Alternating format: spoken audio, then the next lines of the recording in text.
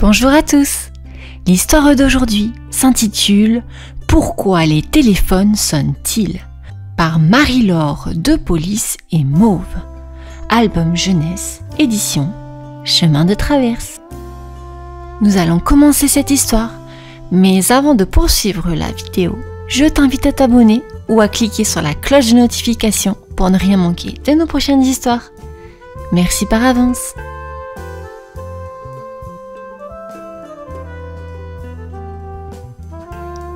Quand le téléphone a été inventé, c'était un objet qui ne savait manifester sa présence ni en sonnant, ni en vibrant. Lorsque quelqu'un essayait de contacter quelqu'un d'autre, il ne se passait rien. Les privilégiés qui possédaient un téléphone décrochaient régulièrement le combiné pour vérifier si, par hasard, on voulait leur parler. Comme on peut l'imaginer, c'était justement au moment où ils s'éloignaient que l'on essayait de les joindre. Les gens avaient si peur de ne pas se trouver à côté de leur poste au moment opportun qu'ils n'osaient plus s'en détacher. « Allô ? Allô ?» Ils restaient tout près, une montre à la main, et décrochaient le téléphone toutes les 60 secondes pour s'assurer que personne n'était en train de les appeler. Cela leur prenait tout leur temps et les limitait beaucoup dans leurs mouvements, alors qu'ils ne recevaient jamais plus d'un coup de fil par semaine. Ils demeuraient sans cesse immobiles, confortablement installés dans l'attente d'une réponse. Un scientifique fut nommé pour résoudre ce problème de santé publique. Il inventa les téléphones à rebond qui sautaient pour signifier un appel. Cette solution fut appréciée car elle permettait de ne pas avoir la mauvaise surprise de décrocher sans trouver personne au bout du fil. Hélas, elle fut abandonnée au bout de quelques mois car on ne parvenait pas à fabriquer suffisamment d'appareils. Les utilisateurs devaient en changer chaque mois car, d'appel en appel, les bons les fissuraient puis finissaient par les pulvériser.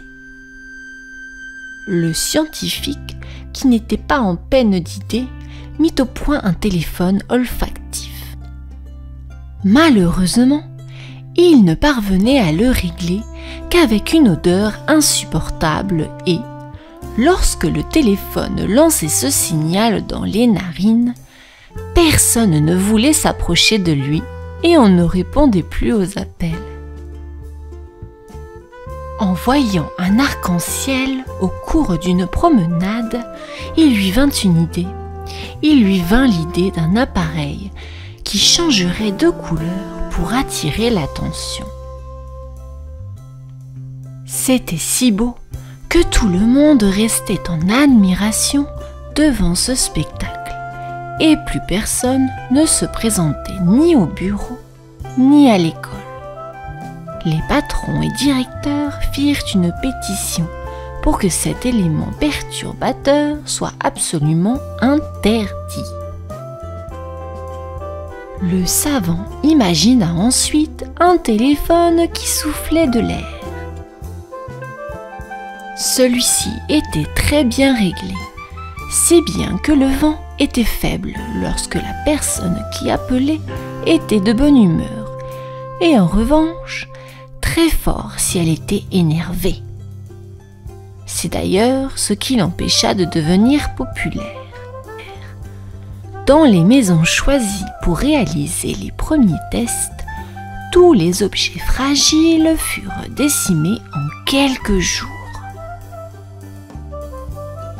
À ce stade, le scientifique était si fatigué qu'il pensa au téléphone bombe.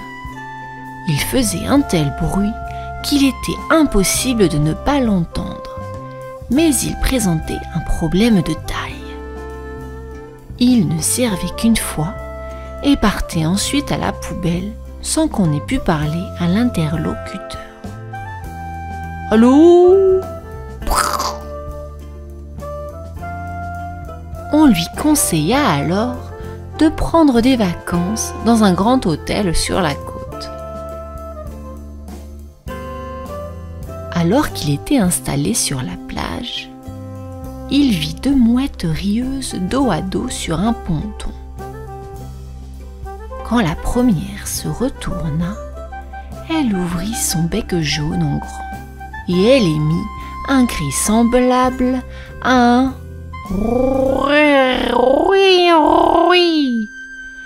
pour prévenir la seconde de sa présence.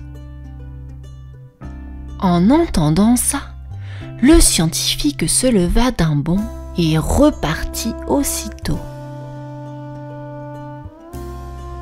Il avait enfin trouvé. Le téléphone pouvait simplement émettre un signal sonore. Il mit son idée en application, mais le bruit qu'émettait l'appareil lors de ses premiers tests ne le satisfaisait pas. Le succès fut aussi immédiat que planétaire, mais notre scientifique, lui, passa les années suivantes à tenter de trouver une sonnerie mélodieuse. Tita-tita-tou, ta-ta-ta-ta. Il resta des heures à écouter des morceaux de Java, de twist, de tango, des airs d'opéra ou de musique classique, des standards de jazz, des musiques de films ou des tubes à la mode.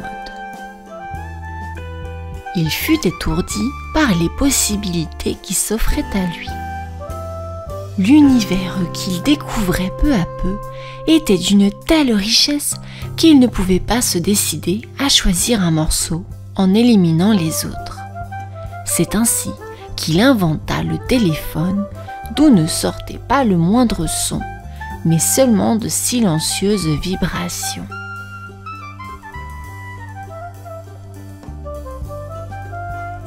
Et voici la fin de notre histoire. J'espère qu'elle vous aura plu. À bientôt. Au revoir.